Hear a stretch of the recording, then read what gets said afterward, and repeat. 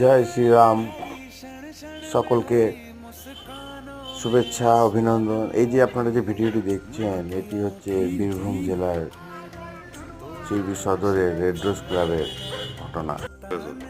গত 22শে জানুয়ারি এখানে শ্রীরামের পুজো হয়েছিল এবং গতকাল সেখানে এই মূর্তিটি বিসর্জন হওয়ার কথা ছিল। ঠিক তার আগেই কাকতালীয়ভাবে এই হনুমানটি আসে এবং এসে প্রভুর চরণে ঠাঁই নেয়।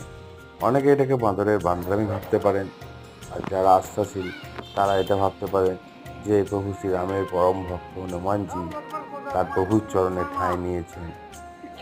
বাস্তব ঘটনা হলো এই যে এই প্রজাতির হনুমান সাধারণত পশ্চিমবঙ্গ ছাড়াও বীরভূম এবং আমাদের সিউড়ি আশেপাশে এই প্রজাতির